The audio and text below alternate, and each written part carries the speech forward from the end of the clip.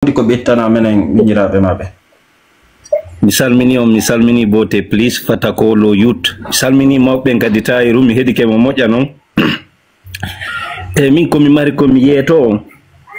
min simi ari ɗo mi yenni ala droit an yaltugol wi'ugol la wata mi yenno ala on droit fanni mi arali ɗo minni hey kono yennugol no moƴƴi yenne hey kam peti ko yennugol fanni goɗɗo o sensibilisali ko woni wadde ko o noddali e hunde e ko boni si o waɗi mo mari conscience accuduma hoore makko kadi oɗo youth no defandude ɗo goɗɗum pellet ala ko ɓuri bonde hewti sakituɗo bone si mi waɗi ɗo yewtere moƴƴere goɗɗo ari yennilan e nder ɗum mi monike mi yettike ko yennilan ko an a ƴetti on parti ɗon tun a sakiti ko an sakiti bone on ko a woni wallude yimɓe ɓen holla wondema no yenni harayɗa tawa ko a woni même pire hay mi yennuɗo hare on tigi ko pire yennuɗo par ce que ɗa duwano sakitude ko moƴƴi ko awa ƴetta yewtere nden fof bugoɗa jama on dara anda jaga ko kaarijo ari waɗima hunde kaari ko ɗum waɗi o yenni e kadi goto e men ɗo wawata accinde goɗɗo ko wala wadde ɗo sa fala a wengay on tigi yennamo hunde ko waɗɗa ɗum sanzintama e kadi ɗum bonnata programme goɗɗo woɓɓe no sikkude si ɓe sakitiɗo fi ko yennuda haray programme ji gurdam maɗa mara gurdam ɗan kaka réseau ɗo ene simi ɗannini nanane har miɗo ñamde est ce que ko ɗo woni vie ɗo somi kuppiɗo joni mi komi woni ɗon kon ko ɗon gurdam ɗan tigi tigi ɗum ɗo na vini ko virtuel mo be ko miijo mo woni arde joni fanni a noddali ko boni kon kono noon si mi yi an fata ko ma bote yiɗa sensibilisa jama on fiyo yennu mi waɗa e vidéo minna o ko woni on yetade kon na ko moƴƴi taw jokkumo ko fenande mi adda argument kono a waɗi ɗo a yenni yo mer minna kaarijo accu yennugol ko hombo woni anda pullo fuuta yennugol moƴƴa kere si nene o tige ben makko wawali mo haɗude ko min dubaru ndo yirini réseau sociaux wata mo haɗinde e ka ko ɓay golle ala e ka ko jokke woni ala ka ko ɓay mi ala woni programme ko ɗum waɗi ka ko ɓay miɗo monétise aɗay ko siko ɗum ɗo amma ka réseau ɗo kadi ko alhamdulillah koko yiɗuɗa woyyata wallahi koko fa Allah woyyata ɓay min ko wiyeteɗo kaari yenne si wona onon taƴa tokka en billahi wallahi kamɓe yennayi ɓe hoyre rewɓe jammita ɓen mi yiyata goto ko gerata mi yiyata live mum mi yiyata vidéo mum kadi kala mo mi yi no taƴi ɗum partage mi bloquima an kadi mi yiyata hande kadi e par ce que min mi yiɗa yigol ɗum ɗo e kadi noon aduna mi ƴawataɗo min nakaarijo accu hennu fi hon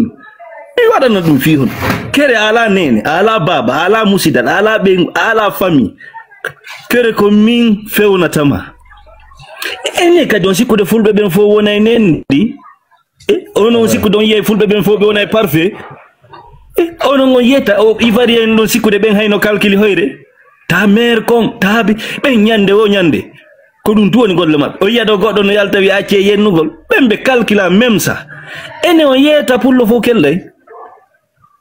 ko si an e min en sembini yennoɓen haray ko ɗum ɓuri bonde ɓuri hulɓinade sino ɗum leñol ɓe heɓay deeli ɓe heɓay yimɓe yoloma yalam ɗum ko beɓe jaɓa tentini enen hiɗen ɗuuɗi sifotako hiɗen jilli sifotako en jaɓay pijiɗ hande ɗen hani heɓude pédé hani heɓude chrétien hani heɓude juif hani heɓude fop par ce que hiɗen ɗuuɗi e kadi éducation on wayli zamanu ngun ɗuuɗi yaadu ndum wayli piiji ɗi en yehino ha joni en yeehi hay ka yaheta haray tigi tigi onon wonɓe e ɓernde mum ma e miijo mum wondema on waɗa cippiro fiyo jama on sansu ko cippiro fenande o yaltoyta prix carton kadi wiwgol on ƴetta e goɗɗo wengo mo ɗo wowlon mettuɗi haysi ko moƴƴuɗi wowlɗon nafata ausbillahi bonɗi wona kum paykum men honno o paykum men mi anda France ɗo honno mi bloquino mo goyi onno ɓennatamo bobof la famille o ƴetta photoji rewɓe o saka darende sultere haysi koko moƴƴu ka wowla he hara wowlu moƴƴa nafata auzubillahi kan sa waɗi wowli bonka a sanzinta goɗɗo a accinta goɗɗo min ko mari komi wiya yen waw profite enen kadi ɗi réseau ji ɗo artiste ɓe ɓen ɓanto ɓe heɓa mbuuɗi blogueur ji ɗumaɓe ɓen comédien ɓe ɓen wonano kumpay kummen yehi ɗo heɓoye mbuuɗi o ari o uditi o place makko wona o mis TikTok no créa do 60 millions e oto wal on don hande mo arde onanga projet makko ukadi non don gasa heba avantage haray ko yen sinju piji ko hebire nafoore dum do min ko dum mi fala ye wadu yalten kari wata fala do yen wata goto tu sagita yenno ko pemba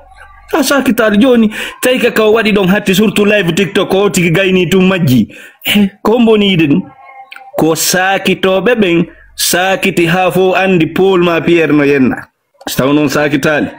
tentini ko hattay no live TikTok goddo ala no yiden ko onon sakitobe be alla no wi on wa ta'awanu alal birri wat taqwa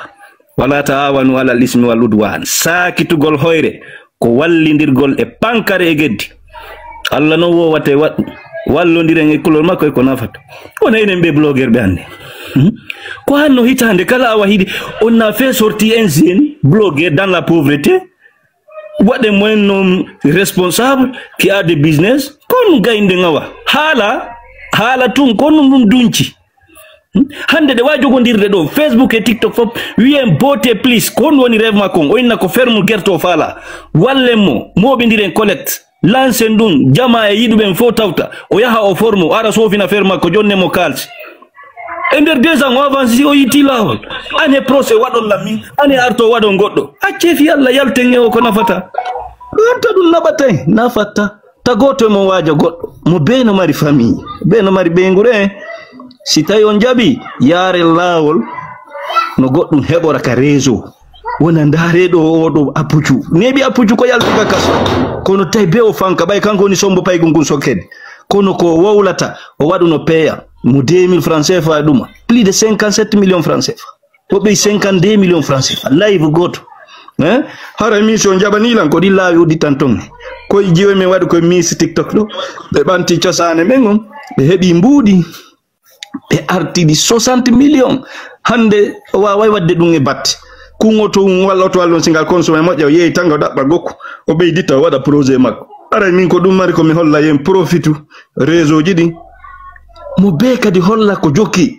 sika yeyo téléphone ya hollu dum men walli toma e dum wal hollen kadi keldede yimbe be min mo yeyo ndo bon taamu fata ko wigo agido fulbe no yeya ndo bo hino numéro makko hato jimbe o mo be mojjere hun ko andira artiste joni si wadi do clip hande en fo sagitanem fo ya ndara so bi 1 million de vues par 24 heures dum ko mbudi bo hebata si fadim piiji on nitlisa puis on avance heben et des raisons heben ko wuri dans la vie réalité mi ngara ko dum mari ko mi wallaw tayru kadi yewtereji makko buy o sappikema haray mi faalete yurnitoda gongaji no mum goddi kadi wona gonga kono yurnito e ko yewtuma ko moja no bayru ko moko baajo tayru fo wona sengo wona sengo kono ya ha yaltoya a wattani la ko woni ko wadoyta